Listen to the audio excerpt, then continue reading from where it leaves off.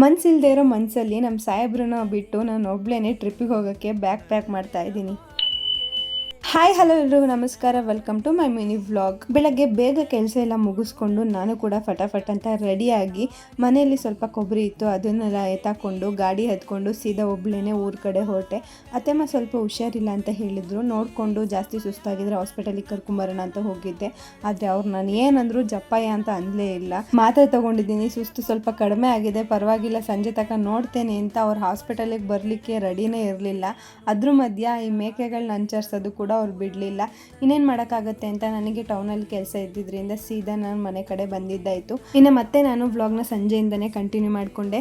ಇನ್ನು ಸಂಜೆಯಿಂದ ನಾನು ನಮ್ಮ ಸಾಹೇಬ್ರಿಬ್ಬರು ಕೂಡ ಫ್ರೆಶ್ ಅಪ್ ಆಗಿಬಿಟ್ಟು ಹಾಗೆ ಸ್ವಲ್ಪ ರೆಡಿಯಾಗಿ ನೆನ್ನೆ ಫೋಟೋ ಫ್ರೇಮ್ ಕೊಟ್ಟಿದ್ರಲ್ವ ಬರ್ಡೇ ಪ್ರಯುಕ್ತ, ಸೊ ಅದನ್ನು ಮಳೆ ಬರ್ತಿದ್ರಿಂದ ಮನೆಗೆ ಎತ್ಕೊಂಡು ಬಂದಿರಲಿಲ್ಲ. ಇನ್ನೂ ಅದು ಸೆಲೆಬ್ರೇಷನ್ ಹಾಲಲ್ಲೇ ಇತ್ತು. ಸೊ ಹಾಗಾಗಿ ಇವತ್ತು ತಂದುಬಿಡೋಣ ಅಂತ ಹೇಳಿಬಿಟ್ಟು ಸಂಜೆಯಿಂದ ಹೊರಟ್ವಿ. ಅಲ್ಲಿ ನೋಡಿದ್ರೆ ಸೆಲೆಬ್ರೇಷನ್ ಹಾಲ್ದು ಬೀಗ ಹಾಕಿತ್ತು.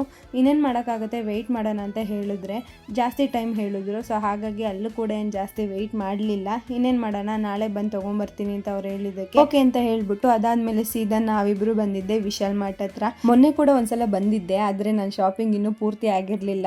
ಯಾಕಂದರೆ ನನಗೆ ಏನೇ ತೊಗೋಬೇಕಂದ್ರೂ ಜಾಸ್ತಿ ಸೆಲೆಕ್ಷನ್ ಮಾಡಿಕೊಡೋದು ನಮ್ಮ ಸಾಹೇಬ್ರೇನೆ.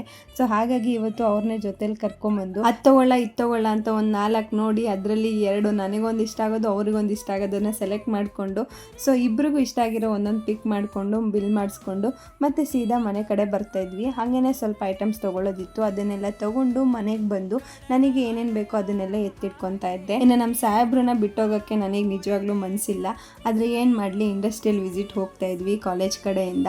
ಸೊ ಹಾಗಾಗಿ ಮನಸ್ಸಲ್ಲಿ ಅವರೊಬ್ಬರನ್ನೇ ಬಿಟ್ಟು ನಾನು ಒಬ್ಬಳೇ ಟ್ರಿಪ್ಪಿಗೆ ಹೋಗೋಕ್ಕೆ ಇಲ್ಲಿ ಬ್ಯಾಗ್ ಪ್ಯಾಕ್ ಮಾಡ್ತಾ ಇದ್ದೆ. ಅವರು ಬರೋ ಅಂಥ ಆಪ್ಷನ್ ಇದ್ದಿದ್ರೆ ಜೊತೆಲೆ ಕರ್ಕೊಂಡು ಹೋಗ್ತಾ ಇದ್ದೆ. ಬಟ್ ಏನು ಮಾಡಲಿ, ಆ ಥರ ಆಪ್ಷನ್ನು ಇಲ್ಲ, ಕರ್ಕೊಂಡು ಹೋಗೋ ಪರಿಸ್ಥಿತಿನಲ್ಲಿ ಅವ್ರು ಇಲ್ವೂ ಇಲ್ಲ. ಹಾಗಾಗಿ ಅವ್ರನ್ನ ತಿಪ್ಟರಲ್ಲೇ ಬಿಟ್ಬಿಟ್ಟು ನಾನು ಮಾತ್ರ ಹೋಗ್ತಾ ಇದ್ದೀನಿ. ಇನ್ನು ನೆಕ್ಸ್ಟ್ ಬರೋ ವ್ಲಾಗ್ಗಳೆಲ್ಲ ಆಲ್ಮೋಸ್ಟ್ ಇಂಡಸ್ಟ್ರಿ ವಿಸಿಟ್ ಟ್ರಿಪ್ ಇಂದೇ ಆಗಿರುತ್ತೆ. ನಾನು ಸ್ಟೂಡೆಂಟ್ ಆಗಿದ್ದಾಗ ಫಸ್ಟ್ ಇಯರ್ ಅಲ್ಲಿ ಹೋಗಿದ್ದೆ, ಅದ್ ಬಿಟ್ರೆ ಇವಾಗ್ಲೇನೆ ಹೋಗ್ತಾ ಇರೋದು. ಅವಾಗಿಂಗಿಂತ ಇವಾಗ ಸ್ವಲ್ಪ ರೆಸ್ಪಾನ್ಸಿಬಿಲಿಟಿ ಜಾಸ್ತಿ ಇದೆ. ನೋಡೋಣ ಟ್ರಿಪ್ ಎಲ್ಲ ಯಾವ್ಯಾವ ರೀತಿ ಆಗುತ್ತೆ ಅಂತ.